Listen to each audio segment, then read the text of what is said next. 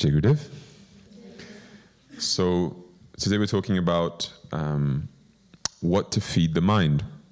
And there's, of course, a very easy way of addressing this topic, and that is feed your mind with positive things, avoid negative things. Thank you for coming for my talk. Goodbye. And we can just finish it here, and it wouldn't be wrong. But I think the problem with that is that it speaks to a generalization that we all do sometimes, and that is that we generally categorize good things all together. We just clump them together rather than addressing specific good things and why they are good. I'll give you an example. Medicine. We take medicine, but we take specific medicines. We don't take medicine as a category. So if I'm feeling sick, they say, oh, just take some medicine. And you just go in the cupboard and grab any medicine and just take it. Well, I took medicine, so I should be fine now. Well, only if you took the medicine that addresses the exact sickness that you have. If you didn't, it's maybe even made things worse, right? The same thing applies to happiness, the same thing applies to positivity, the same thing applies to goodness.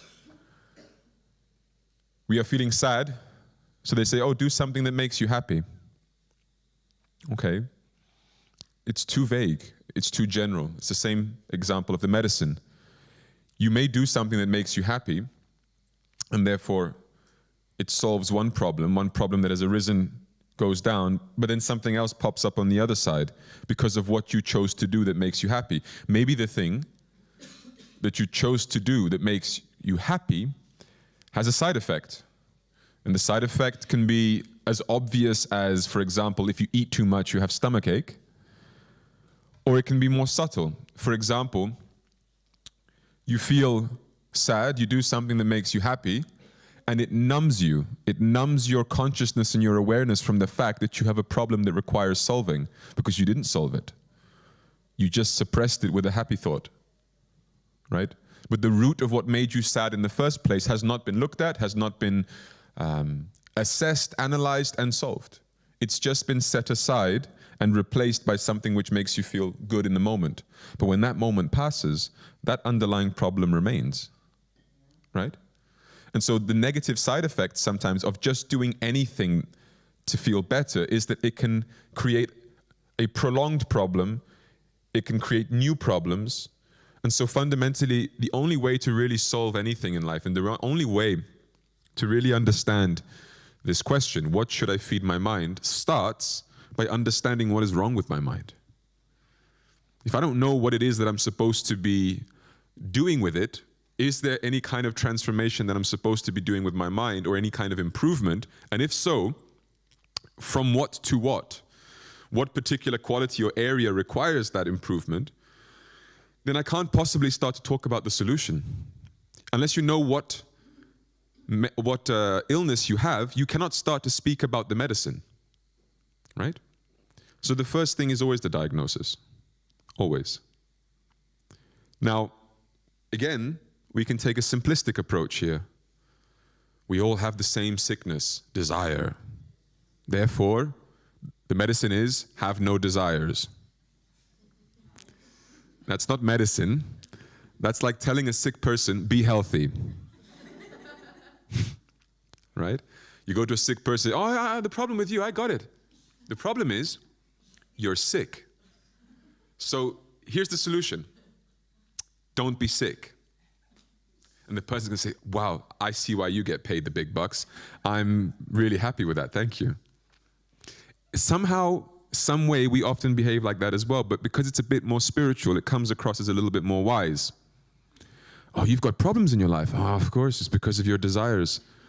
You know, you should just not have desires. Well, thank you for that insight. That's, I feel the desires escaping my mind right now as we speak. It doesn't work that way. So yes, I do agree that in an overarching way, in a simplistic way, we suffer and we have issues in our mind because our mind has desires. True. But we have to break it down more than that. We have to be more specific. Chapter 15, verse 7 of the Bhagavad Gita, Krishna says that we are souls, and those souls are part of Him. Mamevam sho jiva loke. So mam evam, the part of him becomes this amsha in this loka, in this abode. And it acquires 5 senses and the mind, which is the 6th. So it is not part of us, it is acquired by us. What happens at that point of acquiring? This is what we have to first of all understand. So when I, as a pure spiritual being, acquire 5 material senses and a mind, what comes with those? What's the package? What's the fine print? Right? You go to the supermarket, you want to buy something. If you're a bit paranoid or very health conscious, you're going to read the label on the back to check the ingredients, right? You don't just buy it because the cover looked good. Well, you might, but you get the point. So you get 5 senses, you get a mind. What's on the back of that label? What comes with that? And there are some situations that arise as a result of that addition to your being that are inevitable. First is the addition of ahamkar. Because the ahamkar, the false ego, is part of that mind package that you acquire. Okay? So when he says you get the mind, you're not just getting one thing, you're getting 4 parts that make up that mind. And the problematic one for now is what we call ahamkar, the false ego. The identity that says, I am this body. Okay? And as a result of having this ahamkar, which misidentifies the self with the body which it is now occupying, the second problematic element enters into your being, which is avidya. And avidya is spiritual ignorance, or forgetfulness, maybe is a better way to put it. So you become forgetful because you've been convinced of something else. And so you're so focused on that thing that you forget other things. I'm sure you have plenty of life experiences like that. You have plenty of knowledge about plenty of things. But as you immerse yourself in one thing, one particular project or one particular desire and the pursuit of it, you forget other things that may also be important, right? But you're so immersed and absorbed in something that it becomes hard to remember everything. And so what do human beings tend to do? We try to find a million solutions to become universally conscious of everything that we need to do. So we have project management courses and project planners and notebooks and whatever else to try to keep on top of everything that we have to remember. You keep notes on your fridge, right? Whatever it takes to just not forget stuff. And why you don't want to forget it? Because it's important. So you're telling me that you're even capable of forgetting important things. And my answer is yes, all the time. I forget important things often, unfortunately. There's those who would like to tell you, the Instagram advice. If you forgot it, then it's not that important. That's the message. No, trust me, I have forgotten very important things many times. And I suspect all of you have too. And there is one original loss of focus, one original forgetfulness that we're trying to solve here. So as I said, as we acquire senses and a mind, we acquire ahamkar and avidya. This ahamkar and avidya entering into our being causes some mistakes to arise in our thinking, in our mind. I'm going to address each of these mistakes, broken them down into 5. So I'll address these 5 mistakes and what we should feed our mind to counteract this mistake rather than to feed it.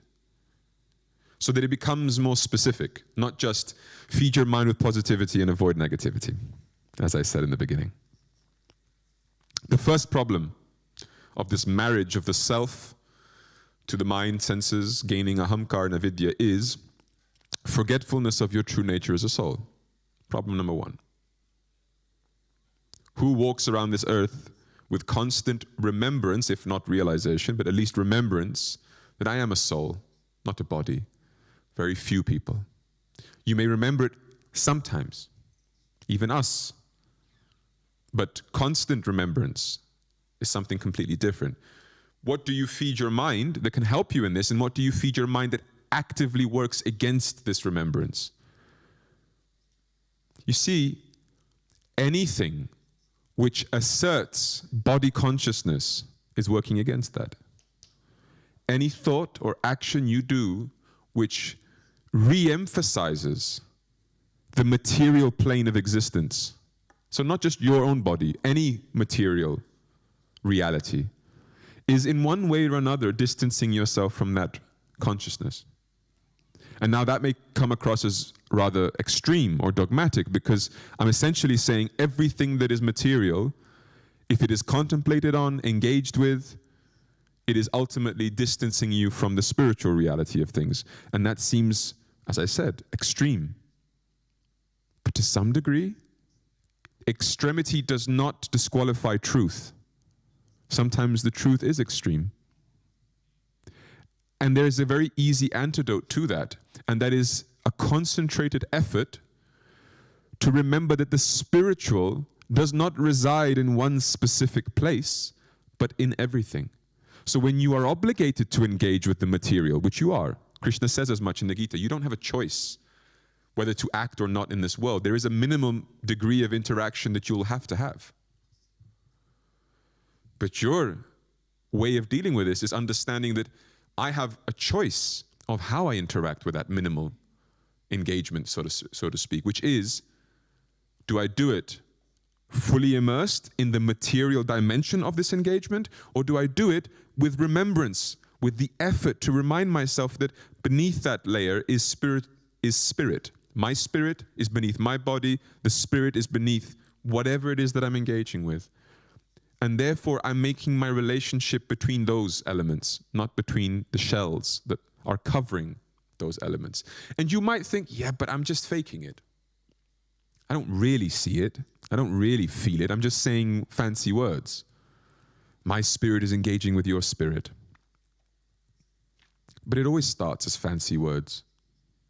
And it's from the affirmation of those words, the belief and the conviction in those words, as it deepens, that the realization of what stands behind those words will emerge. But you have to believe in them to begin with. If you don't believe in them, why would you ever walk towards them, the reality that they speak of?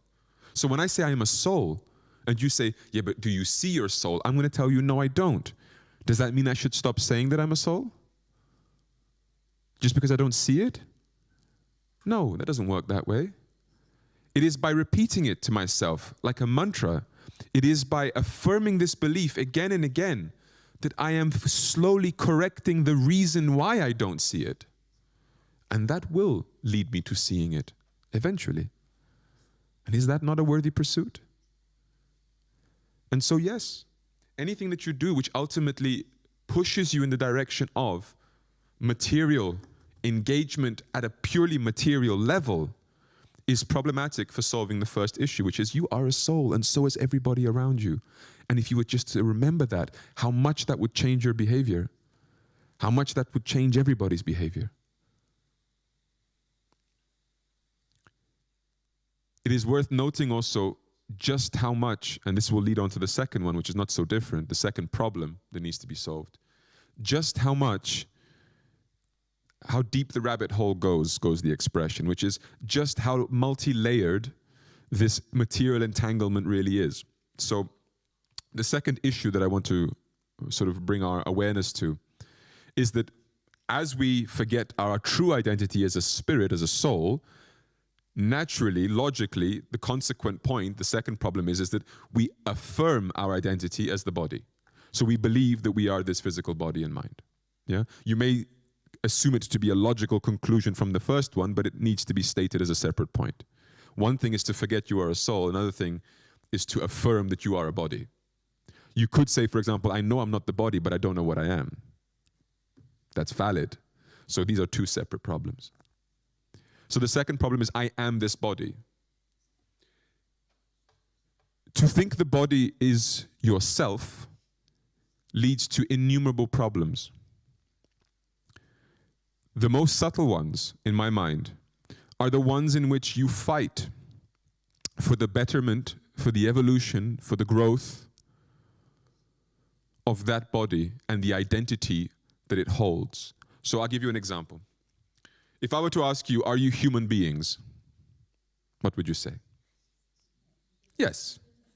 Despite everything I've just said for the last 10 minutes, you would say yes. Okay? You are human beings. Are you dogs? No. Cats? Also not. Thank God.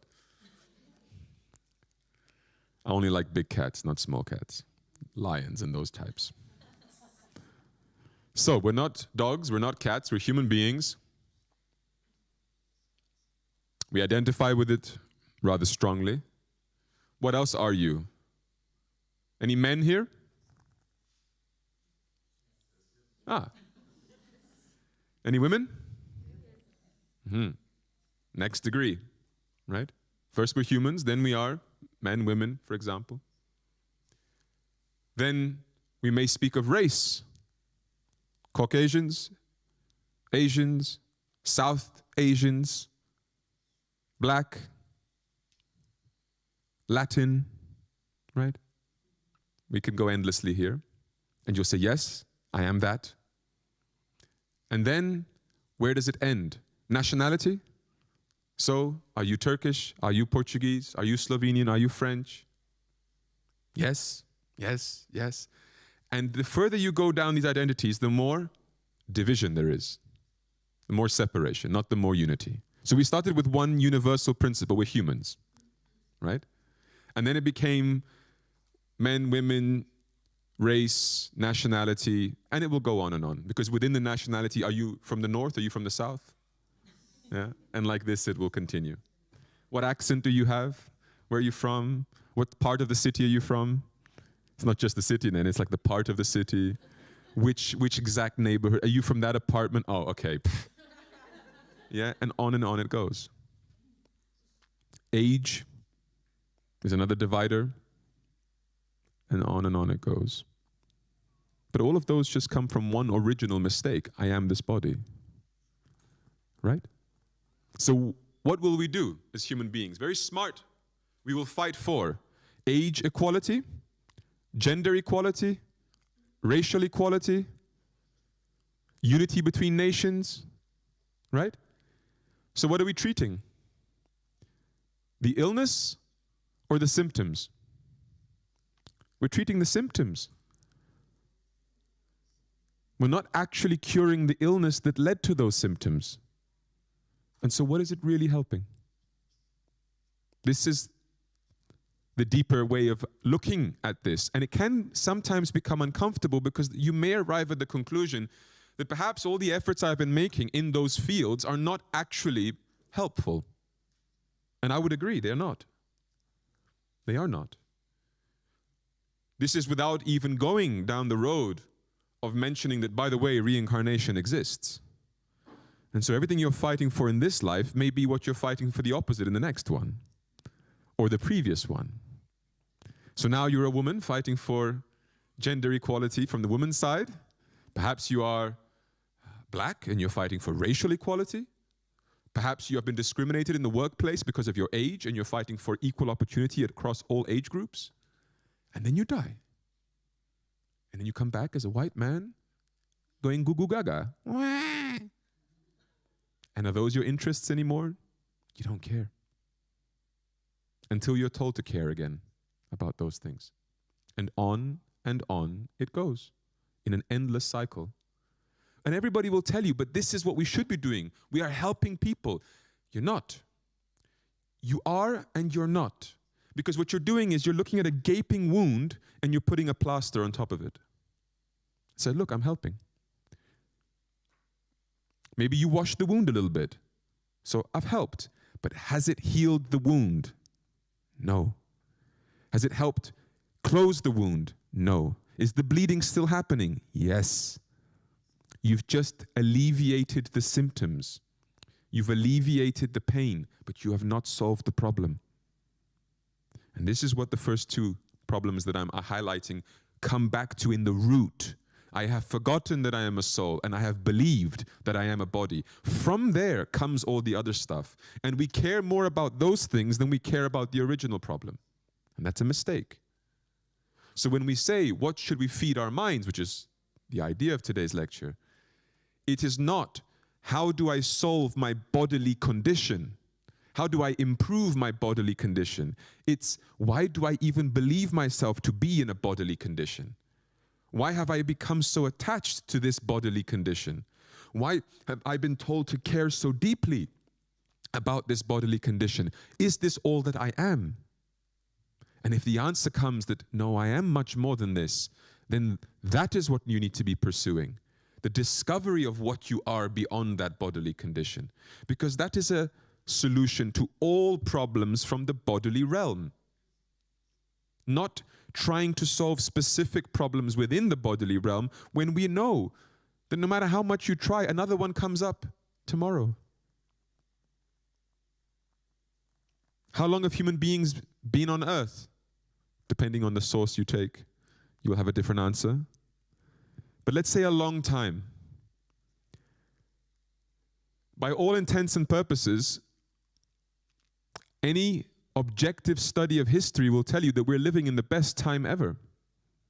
In terms of comfort, in terms of what you have, in terms of health security, possibilities, freedoms.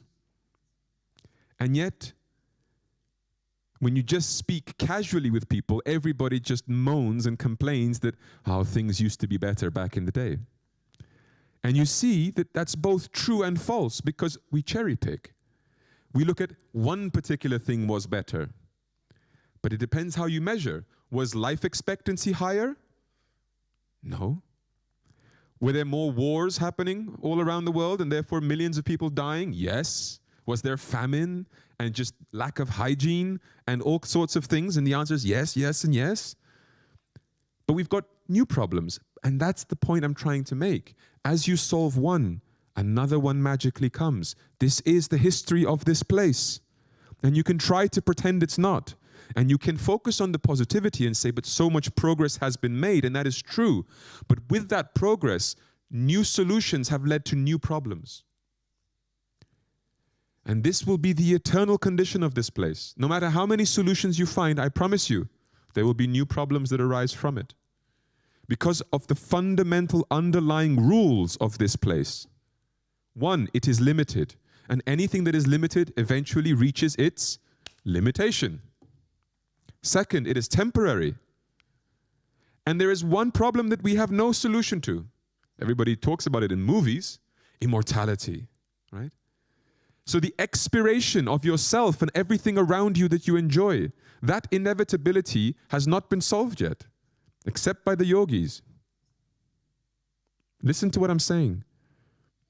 The one fundamental problem we all experience, which is suffering from death, our own and the death of the things around us and the things in our life. For example, the death of a dream, the death of a career, the death of a relationship. I'm not talking just the death of a physical body, all sorts of deaths. We don't have solutions to them except to replace them with another thing that will die. That's generally people's solution. And the only ones that have solved that problem, as I said, are the yogis, who have transcended the realm of death. They have moved beyond the place where things end to a place where things are eternal. Does that mean that they have left their physical bodies? No, they have done this journey in their consciousness. Here.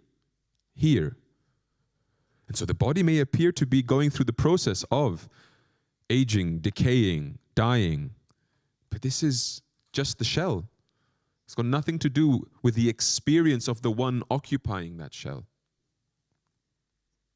So the second problem, thinking our body to be ourselves, how do you feed that mind to solve that problem? Stay away from everything which is subsidiary to the root issue. Stop engaging your mind in trying to solve the symptoms of the illness. Solve the illness itself.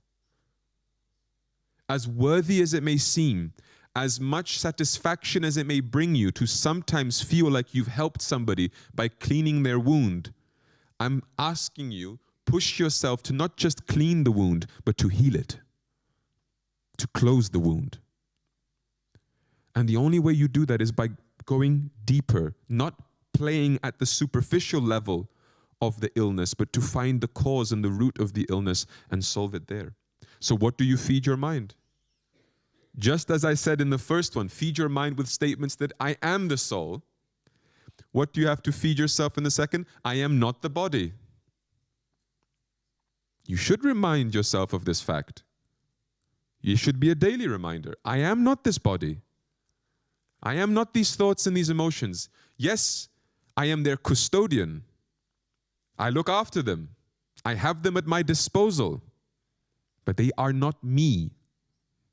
They are tools in my hands, and I do with them as I can, as my capacity allows. And you will find that your capacity is low to begin with.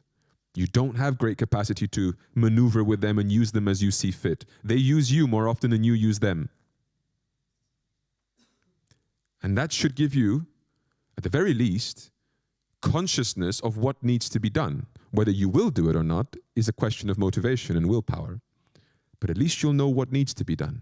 And that's a huge first step. To look at a situation with enough clarity to see what the next step is. If you can just see the next one step, you've got a path. You don't need to see 10 steps ahead. You just need to see one step. Because if you take one step and then you see the next one step and the next one step, you have a path to walk. But you have to be willing to take a look.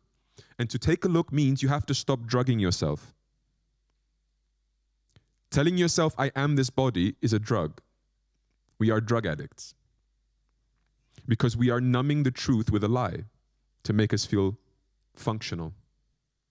I won't even say to make us feel better, because some people don't feel good in their bodies. They don't feel good in their minds. They don't feel good in this space that they're in. And yet they still tell themselves, I am this body. And why? Because perhaps as uncomfortable as that is, it's even that is less uncomfortable than facing the truth that you are not any of these things. And then you might ask me, why is that uncomfortable? Why is it uncomfortable to say you're a soul? It's quite simple. Because if you are a soul and not this body or this mind, then there's two consequences. First of all, every desire, thought, judgment, opinion that you have is false, unreal. Your personality, unreal. Everything you think you know, unreal. Even depressed and negative people don't like admitting that, because that means even their thoughts of depression are not real.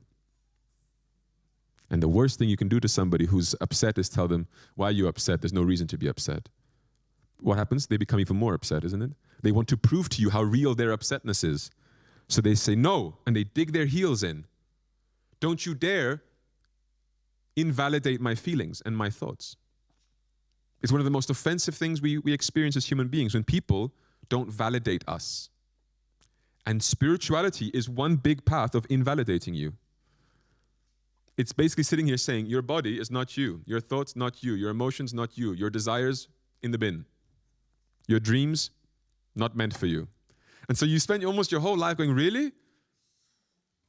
Okay. Don't be offended. Don't be offended. And it's hard, because you've been programmed and you are governed by this ahamkar, whose favorite hobby is to feel offended. So you have to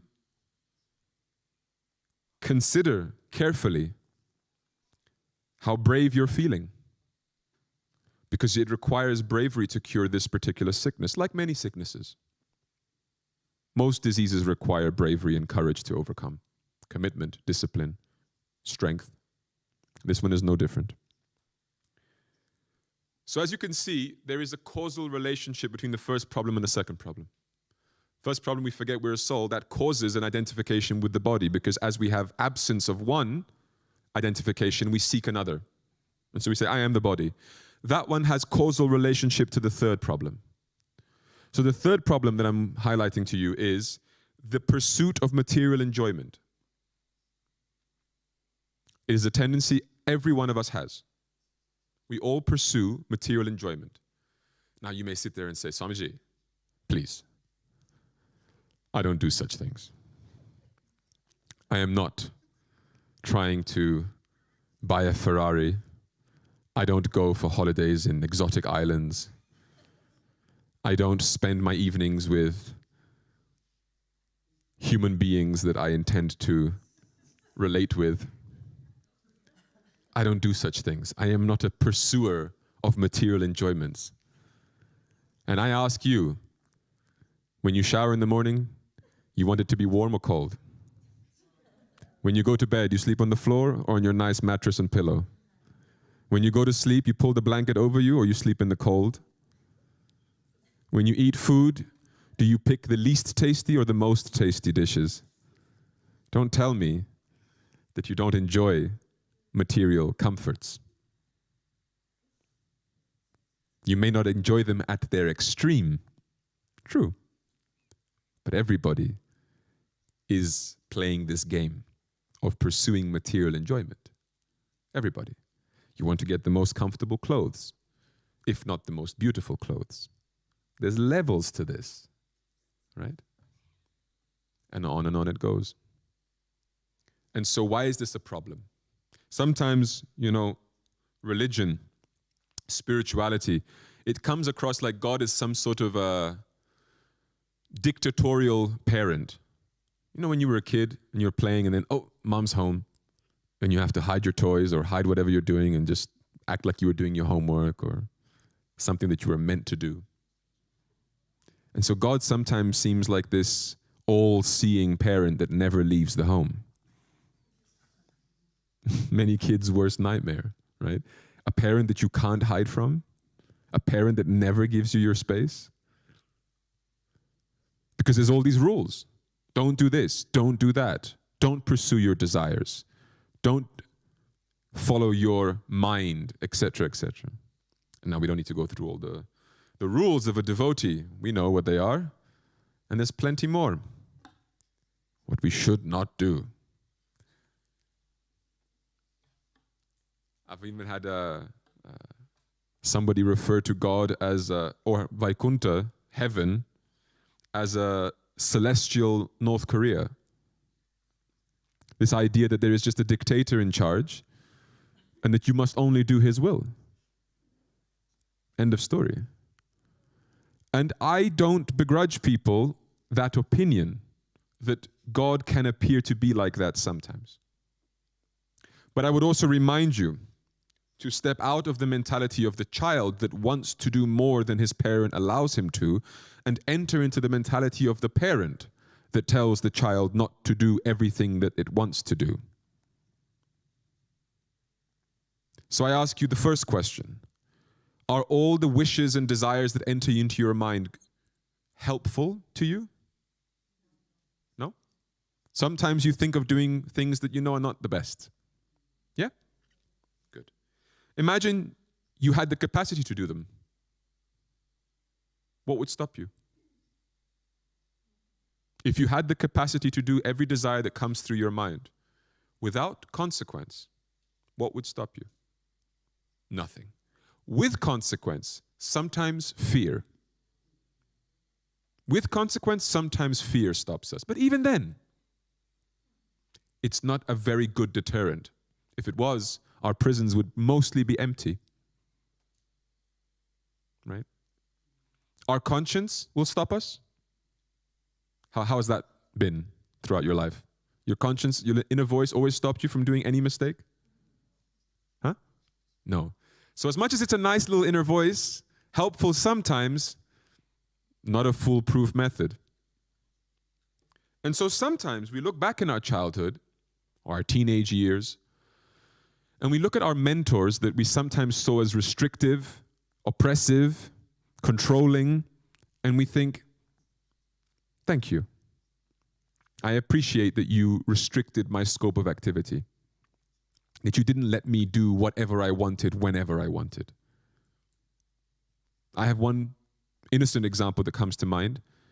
Sometimes people get shocked when I tell them that I had a strict bedtime curfew all the way up until the age of 18. And I say this because many of the kids that I meet, and many of my friends at that time, were already allowed to go to bed whenever they want by the time they were about 13, 14, right? And I, until my 18th birthday, did not have this freedom. It was 10 o'clock, bedtime. And I had to request extensions if I needed an extension. I need an extra half an hour, the football game's not finished. Okay, you can have your extra half an hour. But it was a negotiation. You're going to wash some dishes tomorrow? And I can look at that and think, how oppressive. I tell some of my friends and they go, oh my God, I could never, grow up in a house like that. I managed. I think I turned out okay. And actually, I look back in it and I think, maybe even better than okay. Because I was always able to get up and go to school, and I was always fresh enough to make use of it, right? And did I then optimize everything at school? No, because my freedom that I experienced at school counteracted the benefits I was receiving at home from my parents. Why I'm telling you all this? Because what God wants for you is more enjoyment than what the world has to offer you. So we're looking at the pursuit of material enjoyment as a problem of the human condition, and we encounter religion and spirituality as a controlling principle that tells you not to do those things. Don't pursue your desires. Don't engage with material enjoyment. And you think, I don't want this. Religion is oppressive. I didn't leave religion to come into this spiritual path to experience the same thing. But you have to listen to the why. You cannot judge somebody without knowing their intentions. And so Krishna, when he speaks the Bhagavad Gita, he's not trying to say to Arjuna, I don't want you to be happy. I want you to be truly happy. I want you to have a greater pleasure than anything that you will encounter here. And because you don't know about it, I have to tell you about it. And because you don't know how to access it, I have to restrict your behaviors for you. So I'll tell you, don't do this and don't do that, because those things will lead you down a road where you don't end up at that pleasure that I'm trying to point you towards. Whereas I'm giving you a roadmap that takes you to that. You have to trust in me. And if you don't, that's fine. It's your freedom of choice. But if you do, what I am trying to do for you is push you towards a higher pleasure. I often give the analogy of the bird in the cage, right? That we are birds that have grown up in a cage. And so we experience the freedoms of the cage. We can fly within the cage and think that is just normal life. There's nothing beyond this. Until somebody comes and stands, another bird comes outside the cage and says, hey, what are you doing inside that cage? And the bird says, what are you doing outside the cage? Are you insane? And the bird says, let's not talk, I'll show you. You come with me and I'll show you what's possible outside that cage. You trust me? What does the bird say?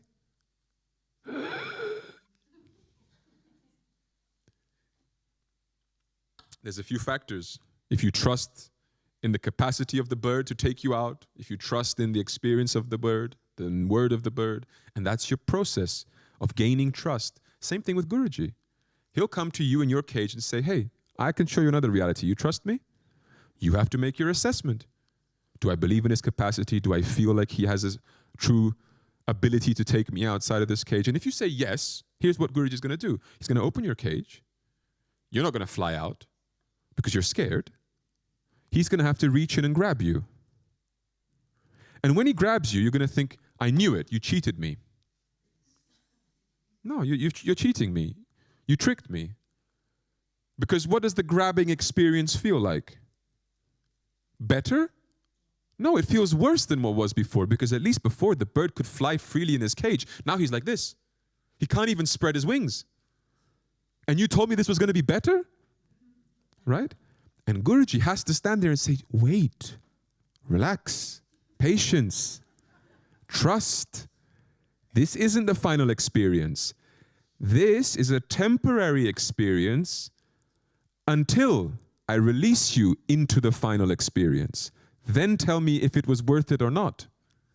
Then you tell me if you enjoyed it or not.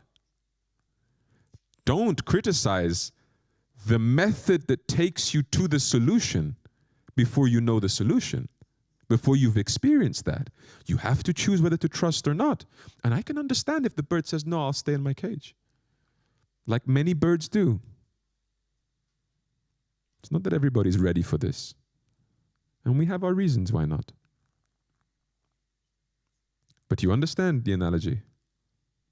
This is the thing. When I highlight the pursuit of material enjoyments as a problem in the mind, it's because we don't know that there are non-material enjoyments that could be pursued instead, that are greater, better, more fulfilling. And I'm not telling you this on blind faith. I'm telling you on my own experience of those pleasures, the taste that I have derived from those things. So, what do you feed your mind to solve this? Well, let me ask you a question. When you want to enjoy a nice holiday, okay? Where do you go? There's no wrong answers, of course, but I want to hear your answers. Where would you go ideally if you could enjoy a nice holiday and you had unlimited budget? Don't answer Shree Peetha Nilaya, okay? I'm not looking for spiritual answers. Materially speaking, where would you go? Somewhere near the ocean? Where? Mauritius. It's almost like saying Shree Peetha Nilaya, but okay. It is a genuine holiday destination, so I'll accept. Any other answers? Hawaii, Mauritius. Where? On a cruise, boat cruise, sure. Any other ideas? No mountain people here. Good, I need to call Swami Aniruddha. He needs to convert you all. You see, we have different kinds of people. I'm a beach person. You take me to beach, that's where I'm going to be happy. Take me to the mountains, I'll enjoy it. But, you know. Swami Aniruddha, take him to the beach, he'll enjoy it. Don't get it wrong. But you take him to the mountains. Yeah. So, different people, different tastes. So, when we want to enjoy, we want to go to the beach, somewhere hot, sunny, beautiful. You know, we have our ideas. And they're pretty similar across most people of what we enjoy. So the problem is, what do you feed your mind? And it's simple. Why is it that Mauritius or Hawaii or the boat cruise or whatever were the things you thought of and not, say, Bad Schwalba?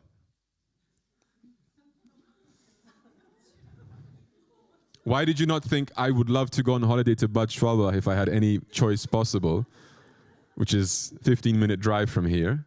Why did you think of Hawaii and the beach and the cruise? Tell me. It's a really simple answer, but go on. Because there's sun, it's warm.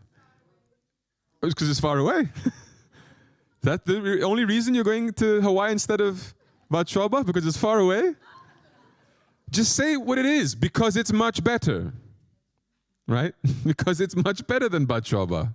That's why you want to go to those places, right? Nobody needs to convince you of this. You just go to Bad Schwalba, and then you go to Hawaii. Okay, done. You have your answer. There's no discussion that needs to take place, right? It's the same. You don't need arguments to explain to yourself why you prefer to go to one pizzeria over another. You just go to the one that tastes better, right? So sometimes it's the same with spirituality. You don't need arguments to yourself. What do I tell my mind of why I shouldn't engage in material desires? Touch a fire. Get burned. What argument do you need after that? No argument. Experience is your teacher. Experience is your motivator. You go to Hawaii, you experience it. You don't need to be told the pros and cons of Hawaii versus Bad Schwalba. You just go back to Hawaii. You have a taste of spiritual enjoyment. You don't need pros and cons. You don't need arguments. Your experience teaches you. You may still stumble and you may still fall from time to time, but that's more out of habit. That's more out of patterns inside of you that you've not yet solved, not because you've been convinced that you're doing something better. You see, almost every person I've met on the spiritual path who makes a mistake, when you speak to them, they will never tell you, oh, I thought that this was better for me. They'll tell you, I knew I shouldn't have done it, but, you know, temptation, desire, whatever. And this is just patterns that are not yet overcome. But it's not that you've been convinced of something else. You see, when we talk about what to feed the mind, sometimes all you need to feed your mind in order to solve this attachment, this addiction to material pleasure, is the remembrance of the experience. Memory. Think in the past of all the other times you have done this. Don't just think of the good moments. Think of all of the moments. Don't have selective memory. You see, one of my favorite hobbies is to think. I know that might sound weird, but I like to think. And part of my thinking is remembering. I like to remember. I revisit episodes in my life, sometimes obsessively, trying to extract every last bit of meaning from it. Trying to make sure that everything is fully processed. That I feel it all, the good and the bad. Because it's the only way I can guarantee myself the best chance of learning from what God has already given me. If you believe that every experience you've had in life has been given to you by God, has been arranged for you by God, then the least you can do is to try to learn from it. So that he doesn't have to repeat the same lessons again. Because that's what he will do. You didn't get it the first time. No problem. I can arrange it a second time. The second time also didn't work. Here comes the third time. Oh, you're old and you're dying now. Don't worry. Another body. We try again. See you next time. You see, and that's what I don't want. That doesn't sit right with me. And so if I have to sit and think and remember and contemplate and feed my mind with the lessons that God has already given me, then that is what I will do. Because it helps me with the lessons that will come tomorrow. So the question is what to feed your mind. Feed your mind with your memories. Because they are not just memories. They are lessons. Look at it from that filter.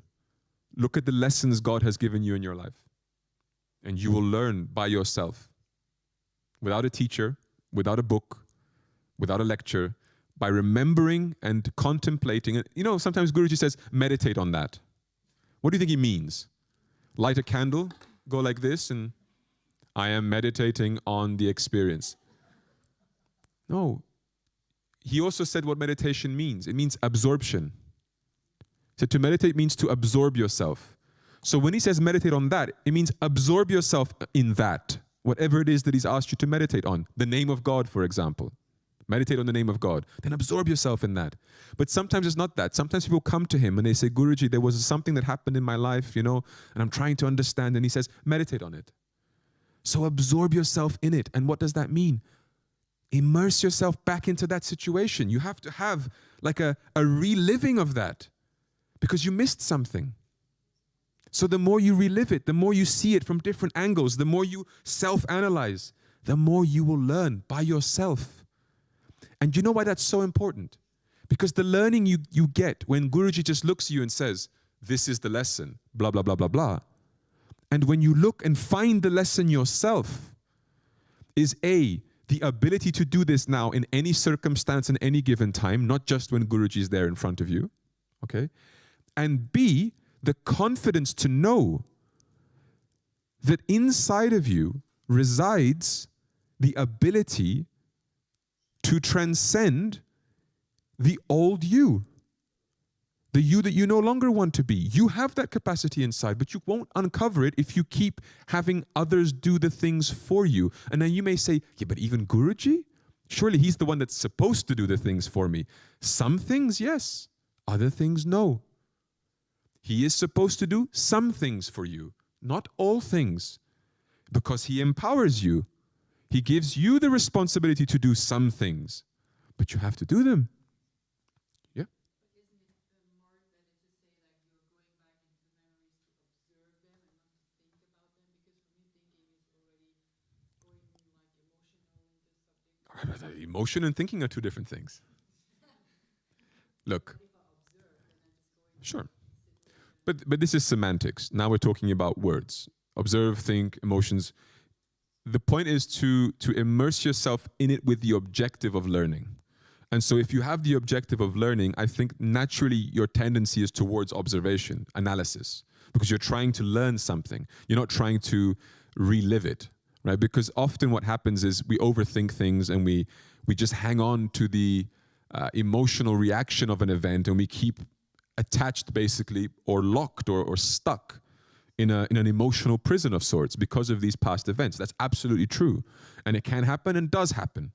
But I'm not talking about that. Everything I'm talking about is to learn from your experiences of the past. I was talking about what to feed your mind. And so that requires you to be analytical. And to be analytical means, to some extent, you have to be cold. Cold in your assessment of what genuinely happened. So what I mean by that is that sometimes I look at experiences where I suffered a tremendous amount. And I enter into that memory, trying to observe myself, trying to learn from it. And in doing so, I may get a taste of that experience again. So my eyes might water even. I might get a flavor for the emotion of that moment. But that, for me, is always like an invitation. Here's the invitation. You feel it? Okay. You want to come deeper inside or not? And that's just self-discipline. I have to stand there. I might even shed a tear. But the difference between shedding the tear and then stepping back and continuing my learning process, or diving into it and now not just shedding one tear but going and having a full-on breakdown, is the choice.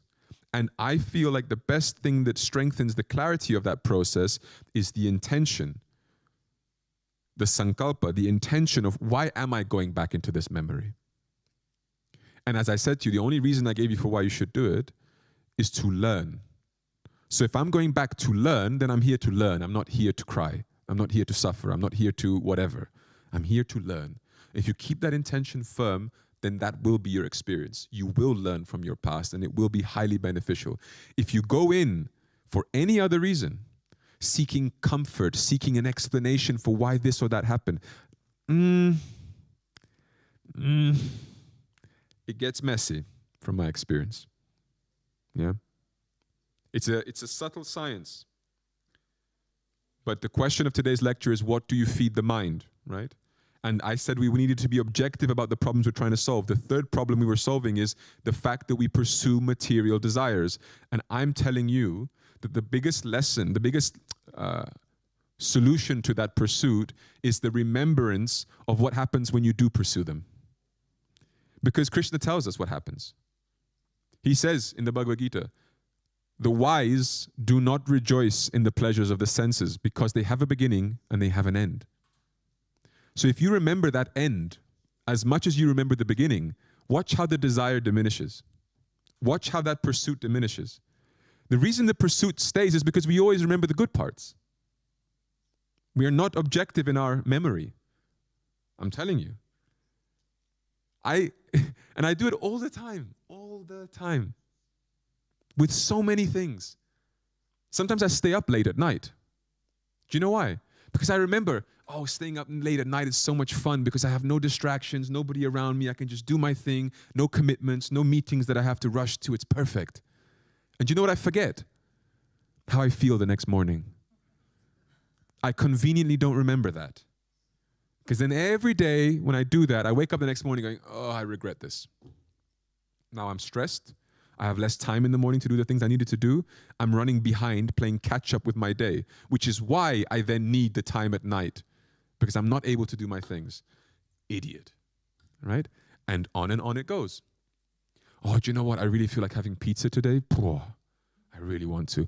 That pizza we had last time at the restaurant. Guess what I don't remember? The price of the pizza, my bank account balance, my health. None of those things come to my mind. So what I do, without opening my bank account app on my phone to see the balance, I just make the order. It comes, I eat it. Then maybe afterwards I just open and I see, bad decision, right? But I consciously avoid opening until I've already eaten the pizza. This is what we all do in different ways and in different scales. I'm giving constantly innocent examples. Yeah, sleeping, eating, whatever. But there's bigger ways which we make these mistakes. And that's why I'm inviting you to have a complete remembrance and a complete analysis of your life as much as you can, and about important moments, because it will teach you a lot and it will prevent you from doing things which you know you shouldn't, because you have to learn from your past. past experiences that have not been learned from are going to inevitably repeat themselves. Do you want those things to repeat themselves? Then learn. Simple. I am promising you this. If you do not learn from them, they will repeat. It's a science. I'm not having to speculate here. You do not learn from them, you're inviting them back into your life. The fourth, how much time do I have? Good. The fourth issue that it results in the mind from our enjoining with ahamkar and avidya and all of this, anger. You think souls are angry? No, never. Because why do we become angry? Give me reasons why you become angry. I'm curious. Because? Because we feel limited and powerless. Yeah, sure. I agree with that. Every time I have to go to the airport to travel somewhere, I feel angry. Why can't I just fly? Give me some wings, God. Be much more fun. Why else do we feel angry? Our desires are not met, sure. Any specific ones?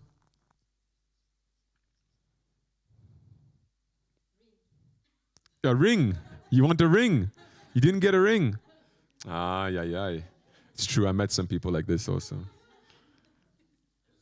Good. Because? Because you're misunderstood. It can make you feel angry for sure.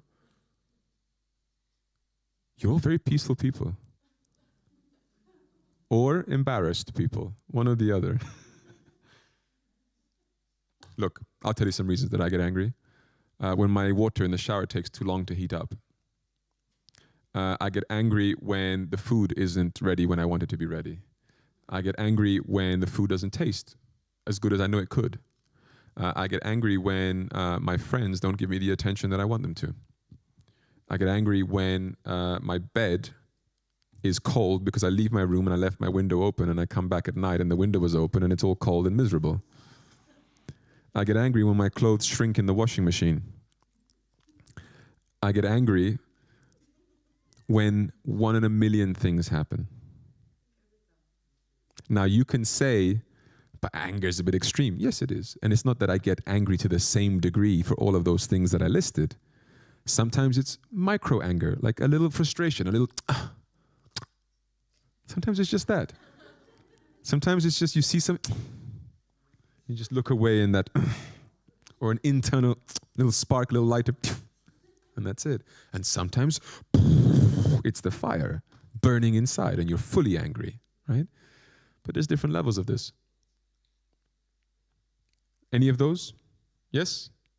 Good. We're not so different then. Why? What is the root of that? And it's only two things. One, that I think I'm lacking anything.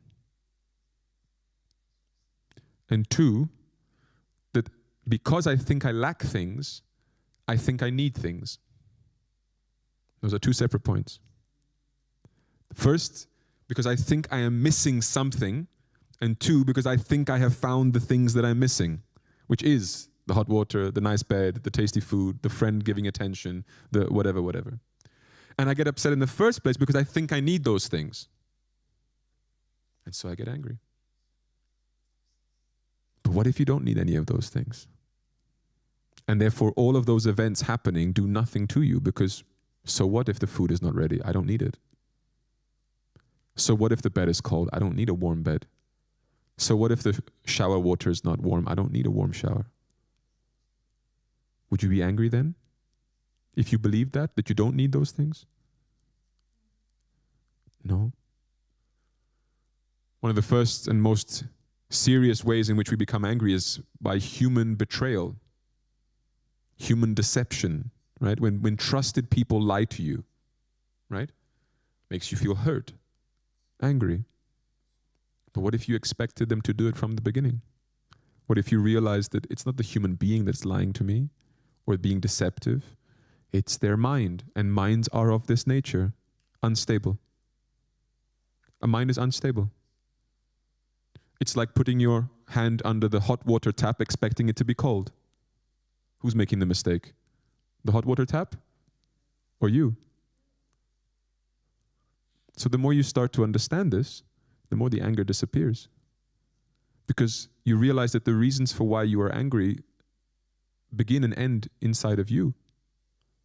And then it makes sense when you hear all this wise advice from these sages who say, nobody can make you angry but yourself.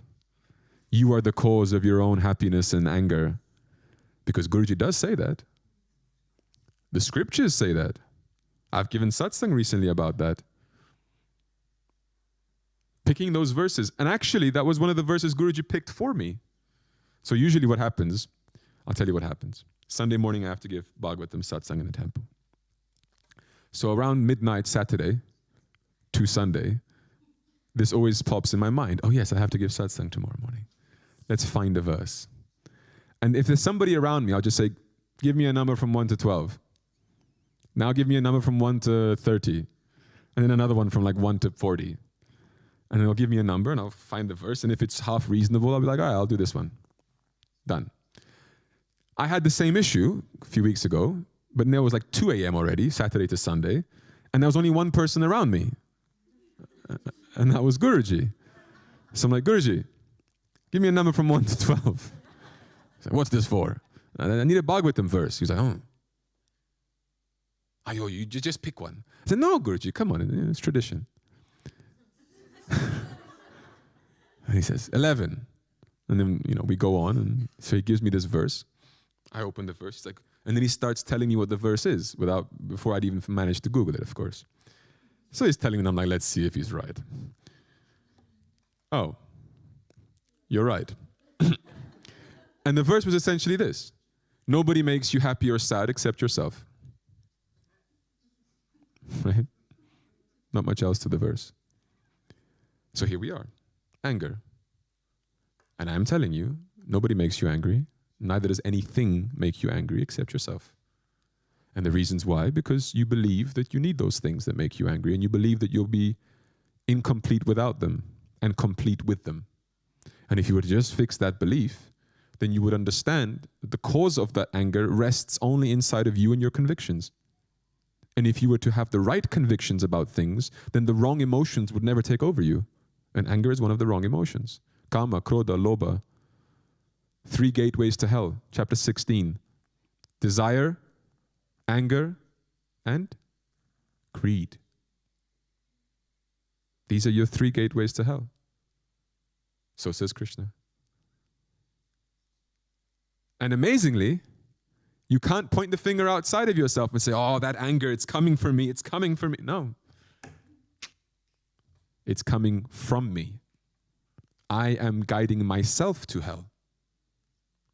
Because I am not correcting the illness that is producing the symptoms. Remember the same argument I built with you about the wound? Bodily identification, that we care about gender or race or nationality or whatever, but we forget that the root problem of that is thinking that we are a body to begin with. It's the same thing with anger. We care about the things that make us angry instead of the reason for why we allow ourselves to get angry in the first place about anything. The root of anger, which is what? The idea that I am lacking something, and that something out here is going to fulfill me in any kind of way. If you were to lose that, there would be no anger possible. Now, I am well aware that in pointing this out, I am again doing the same problem from the beginning, which is you have desires. Here's the solution. Don't have desires, right? This is the same. It's like saying the solution, the problem, the reason why you're angry is because you think you need things. So what's the solution? Don't think that you need things. It's a rubbish solution, I'm aware. And Arjuna seems to point that out to Krishna also, in paraphrased terms. Because he speaks to Krishna and says that this seems so impossible to control, these desires, the mind. But what does Krishna answer?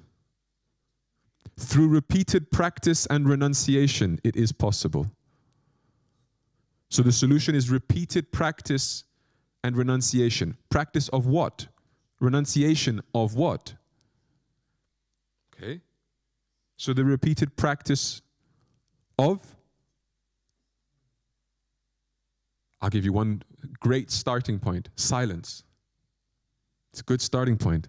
If you want to control your anger, your desires, your running thoughts, silence. It's a good one to practice from time to time. Fasting, japa, kriya, and the list goes on and on. What we don't lack in Bhakti Marga is things to practice.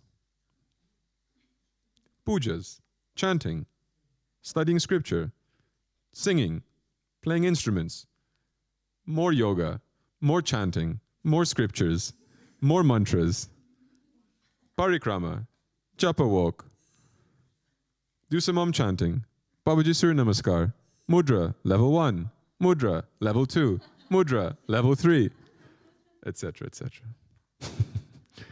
Plenty to practice. Another thing you should practice, though, is telling yourself to pause before you react, before you impulsively react to things. Pause. Check your thoughts. Am I again repeating the same nonsense of believing that this has to be like that or like this and therefore I'm getting angry? Calm. Think. Remember. And what are we renouncing? Repeated practice and renunciation. What are we renouncing that can help us conquer this mind?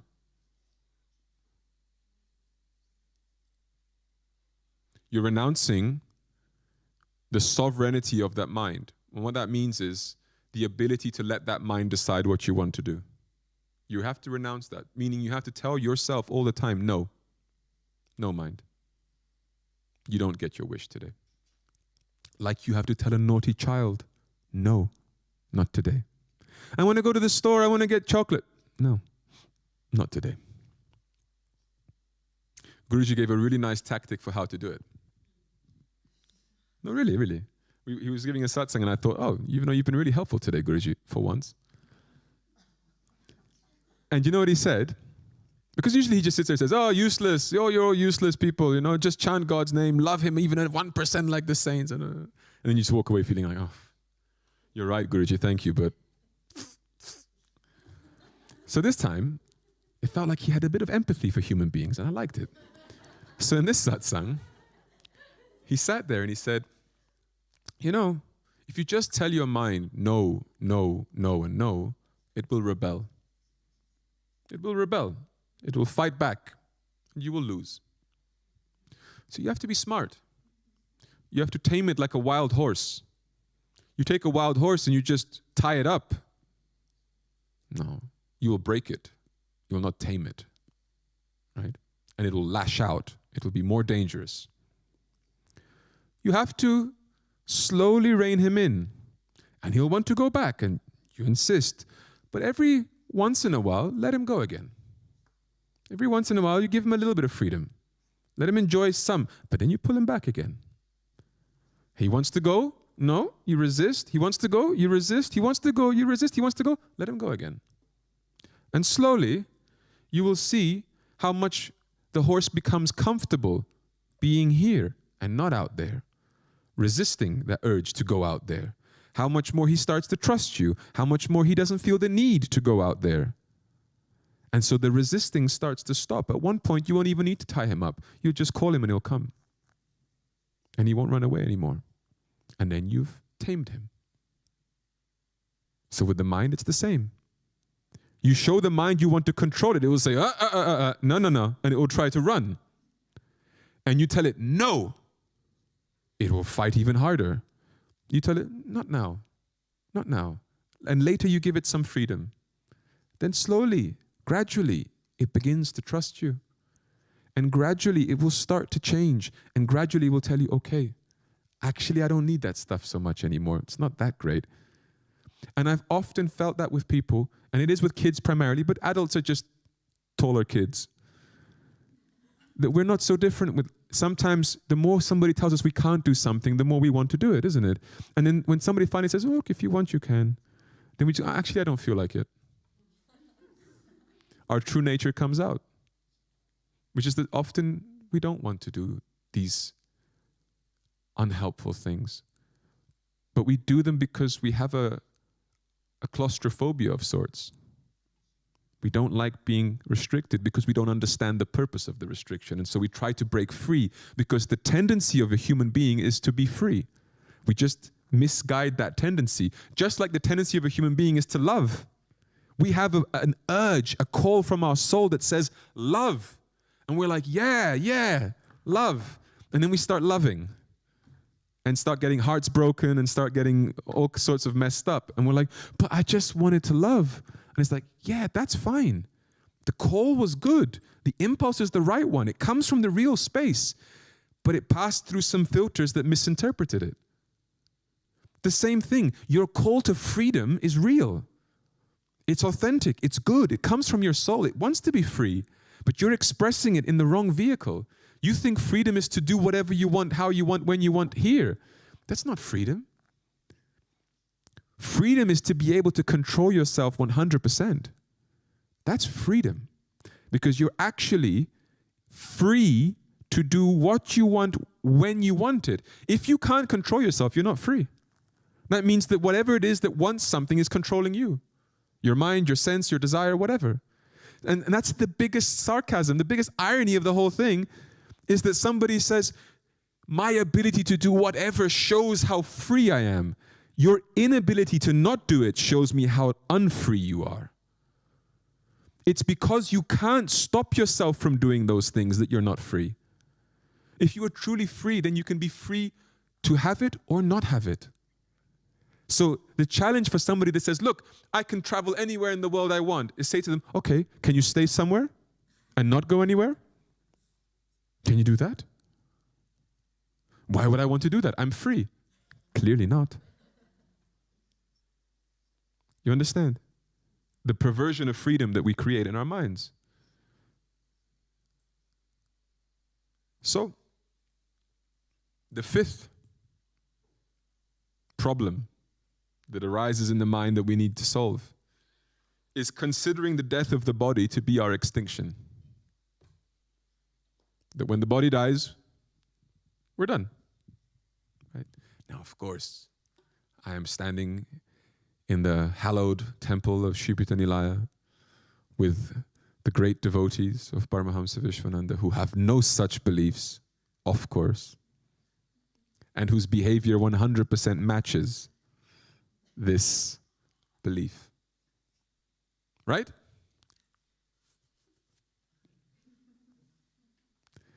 You know, the fear of death and how it dictates our behavior is a phenomenal thing. And there's a difference between fear of death and respect for life. I'll give you an example. Somebody once sent Guruji a video of some youths who were on top of a skyscraper doing handstands and walking on their palms along the edge of the building, right? And then someone had said, wow, look how fearless they are. Right? They have no fear of death. And Guruji's interpretation was, look how much they disrespect life. This is not fearlessness. Because what do they gain from this? Nothing. Adrenaline rush? Then what? This is nothing. This is just playing with life. This is risking something that is so much more valuable. You're comparing the adrenaline you get from doing that to life itself, because that's what you're risking. If the wind blows too strong, you fall over, you die. And you're saying that that's worth risking for this adrenaline rush of 30 seconds? And he says, this is not fearlessness, this is stupidity. It's not the same thing. And we're like, oh, yeah. Of course, Guruji, I agree. I would never do that anyway, so there was no risk for me being convinced otherwise. I am not a risk taker when it comes to life. At the same time, I'm not afraid of death. It's a question Guruji has asked many times. It's a question he used to ask more often. It's a thing he used to promote more often. Become friends with death, he used to say. Make death your friend. And you can always look at people and you'll see who struggles with that and who doesn't when he says something like that. He'll stand and he'll say, make death your friend, and you read the audience and some people are like, and then you have some people just like,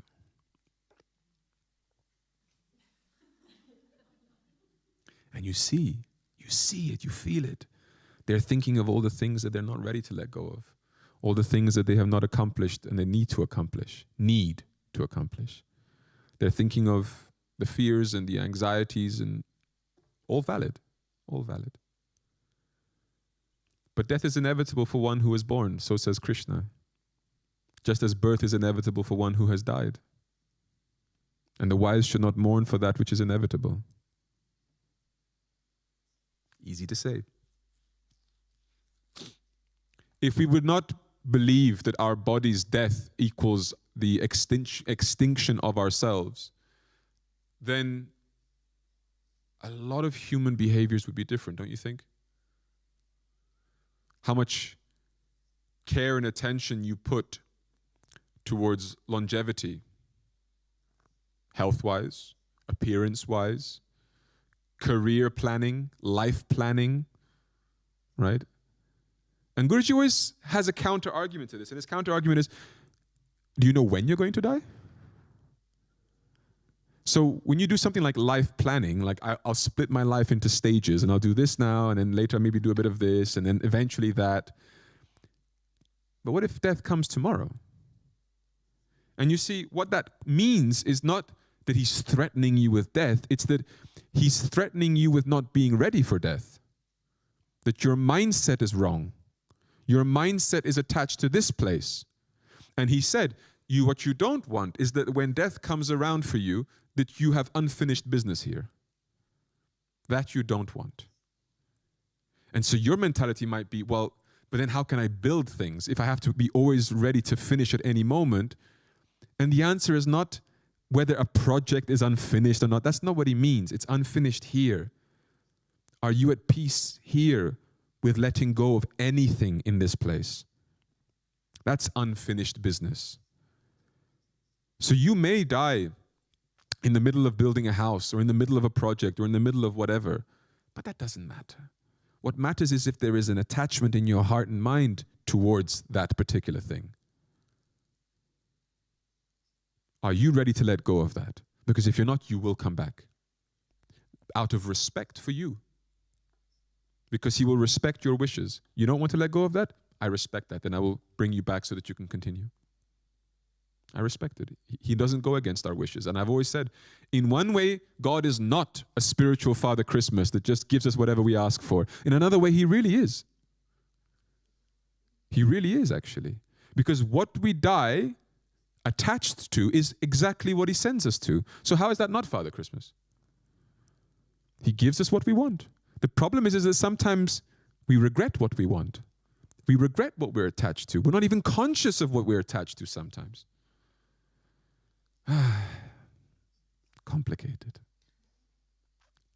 Death. What's the solution? Not engage with anything? Don't start anything? I don't want to leave anything unfinished. No. Just don't be attached to anything. Easy to say. Again. But this one is a pill you have to swallow. There is no solution. Any lifestyle you want to have. You're married. You're a monk, you're single, it doesn't matter. Attachment comes for all of us. And we must be detached if we have any hope of attaining anything other than this place.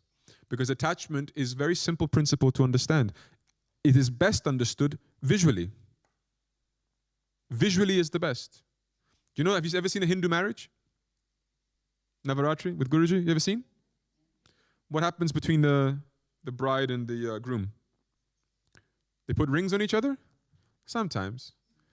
They put garlands on each other? Yes. But what do they also do? They tie a knot from one clothes to the clothes of the other. And every time I see that knot,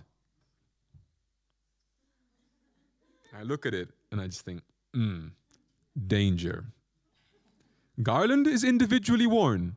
Ring is individually worn. But that knot, that's tying the two of them together. You're going to have to break that knot at some point. At some point. Doesn't mean you have to separate, but the knot has to be broken. You can't be bound to each other. And I love it because it's visual. I'm looking at it. They're literally bound to each other. Am I bound to this place? Am I bound to my body? Am I bound to my thoughts, my dreams? So many things I could be bound to. Where are my knots? And this comes for all of you. This is what I'm saying. When I was younger, I asked Guruji, I have a life plan. He said, oh, really? Tell me. I said, I was going to go to university, make money, get married, have a family, and then when I'm, when they're grown up and they're adults and I'm tired of them, then I go live in the ashram and I become a monk, and then I become really wise and I become a Swami, and Haribol. Fantastic, great. And he says to me, sounds good. But tell me, you think it will be easier to detach when you have your riches and your kids, or now, when you have nothing? I don't know, Guruji. I think when I'm older, you just get bored of those things. I think it'll be detached easily. And he's like, well, I don't think so. But, do what you want.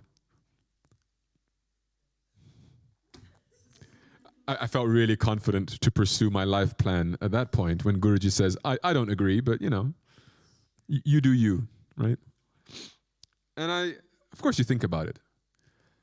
And I was thinking about my life plan, and I was thinking, why do I resist letting go of this plan? Like, what is it that I don't just take what Guruji said, finished? End of plan. He said it's not a good idea. I do what he said. There was a resistance inside. Why is it? And I was sitting there thinking, is it just because I don't like to be wrong? You like to believe in your own convictions? No, I don't think it was that. Maybe a small factor, but not too much. And I realized that actually it wasn't anything particularly logical. It was that I had just developed such strong roots with that fantasy. I had just repeated the idea to myself so often that even if it wasn't a particularly intelligent idea and it was easily countered by him, the roots were deep. It was just that. And the deeper the roots are, even if it's obvious that they need to be pulled out and there's no argument for them not being pulled out, like I didn't have a strong argument to say back to Guruji. Oh, Guruji, you're wrong because of, No. But still, pulling it out was difficult because I had put them so deep. You understand? And so sometimes how can I put it? The necessity of a situation perseveres through the ease of the situation, the practicality of it. And what I mean by that is that there is no easy way in my experience. There is no easy way in my experience to overcome attachments. But there is a necessity. And where there is a necessity, there is no room for debate. There's no room for maybe, maybe not. Because a necessity is a necessity.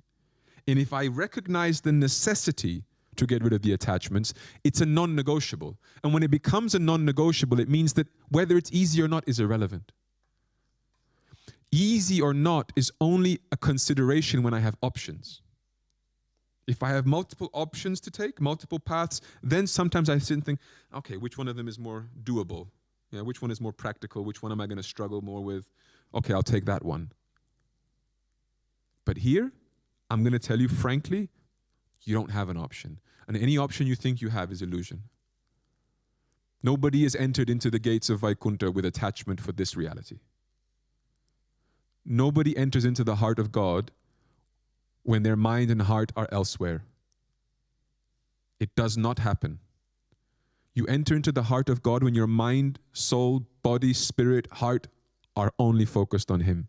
You enter into Vaikuntha when you are free and there are no weights pulling you back down to this place. Be it karma, be it desire.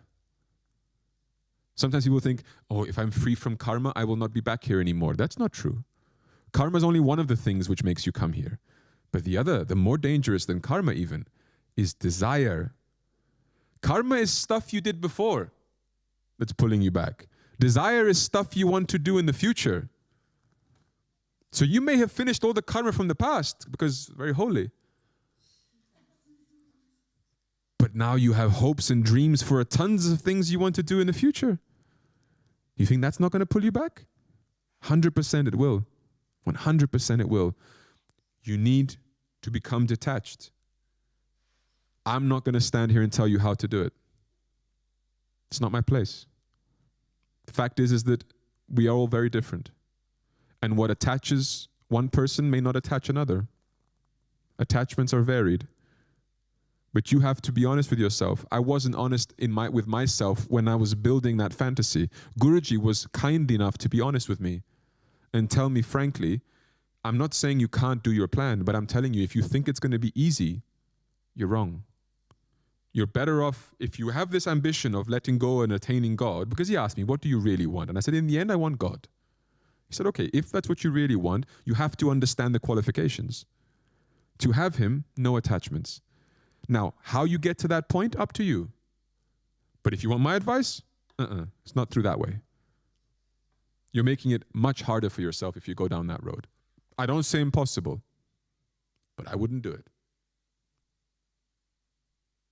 Okay. I took his advice, but it wasn't easy to take his advice. It wasn't a smooth process of like, oh, my guru has guided me. I feel so blessed. Hari Bol. And I'm just dancing in my room with tears flowing down my eyes. Like, what grace my soul has received that my guru has given me the clarity and the road straight to Vaikunta's pearly gates. No, it was sadness and tears for the death of my fantasy.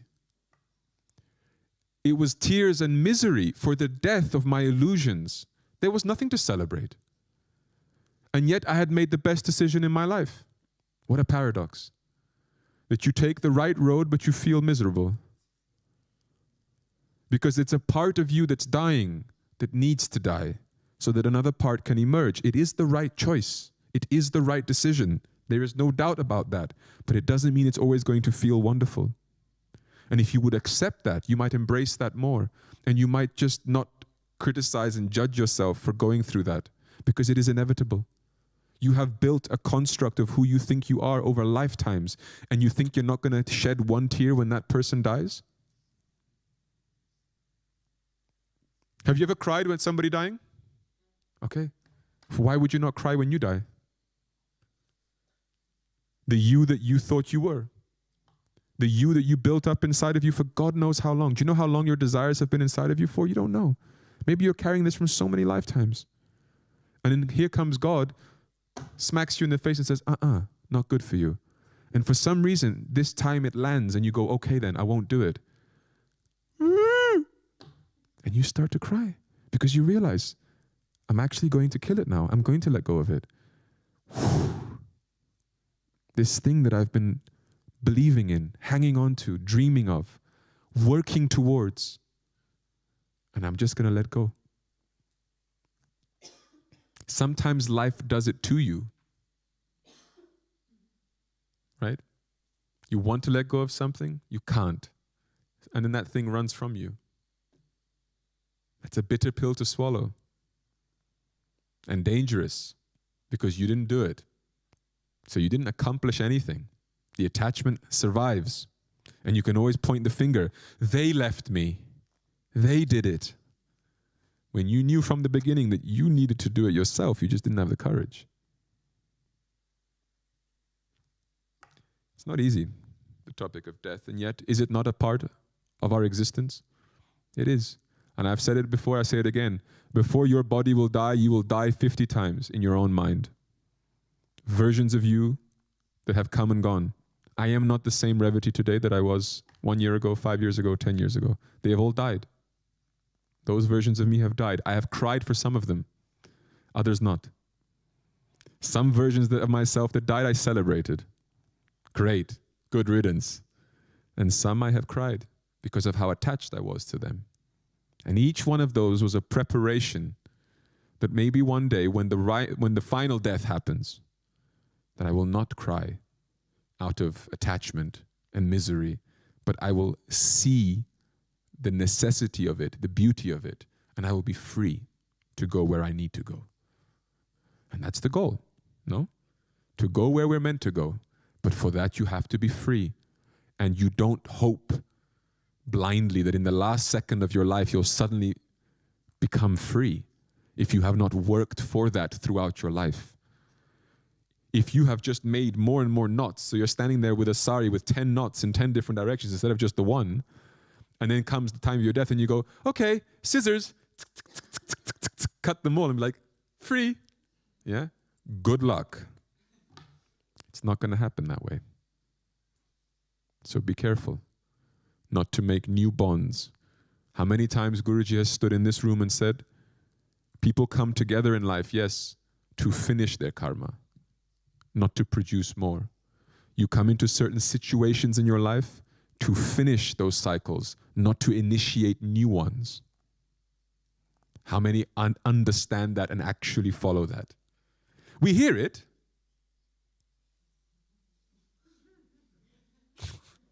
Because it's unpleasant. Imagine knowing every person you meet, you're here to finish something, not start something. It's not the nicest feeling, isn't it? It's not romantic. It's not hopeful. But does it disqualify it from being true? Well, good. What to feed the mind? We looked at 5 issues. We forget we're a soul. We think that we're a body. That we feel the need for material pleasures. That we feel angry. And lastly, that we fear death. That the death of this body is the death of our being. And I showed how all of these things change our behavior, impact our behavior. So when we talk about being positive, when we talk about feeding our mind with good things, think more objectively. Remember that these are real things. Could you identify with the things that are listed today? Yes? So think of those things. Think, how do I fix that? Not how do I fix the superficial symptoms of that, but how do I fix that? And that's what I need to feed my mind. Not just randomly feeding my mind with positive things, because that doesn't always solve the situation. And we need to become more objective, more serious. And this is sometimes the difference between a casual spiritualist and a serious spiritualist. It's not that the casual one smiles and the serious one has a closed face. That's not what I mean by seriousness. I mean the sincerity, the seriousness of the inquiry into oneself and into solving the problems that we have to solve. And then when Krishna says that the mind can be either the enemy or the best friend, I envision something like this, that the mind can further attach myself to this reality. The mind can reaffirm all the false beliefs that I have there, or it can start to unravel those knots and free myself. But it depends what I feed it. I have to feed the specific things, lessons, words, practices, actions that help untangle the knots, that help reaffirm the truth of my being. And remember, restrictions, rules, tough moments, they're not given to you for you to suffer. They're given to you because the person giving them to you wants something greater for you. And you just don't have your visions aligned. The more you align, the more you will trust and follow. And then the last reminder that I just gave you now at the end, just because you take the right decision doesn't mean it's going to feel good in the beginning. Don't be put off by this. Krishna says, and I'll end it on this note, chapter 18, that there are 3 different types of happiness. The sattvic happiness is the one that tastes like poison in the beginning, but ends up like nectar.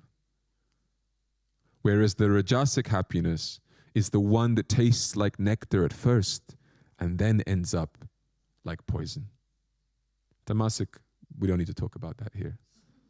We're not so negative people. But you understand that fundamental difference. There is no version of happiness that starts like nectar and ends like nectar. Isn't that curious? He never listed that kind of happiness. And so don't delude yourself. Don't assume something is wrong because you've taken a decision and you're tasting poison. That doesn't mean that the decision is wrong. It may yet yield that amrit, that nectar that you're longing for. So be patient, be understanding, be perseverant in your path, like that bird who gets caught in the hand, just needs to trust the process and then it'll get to that freedom. It may be painful at first, but the reward is more than worth it. Jagrudev. Om Shanti Shanti Shanti Shri Gurubhyo Namaha Hari Om.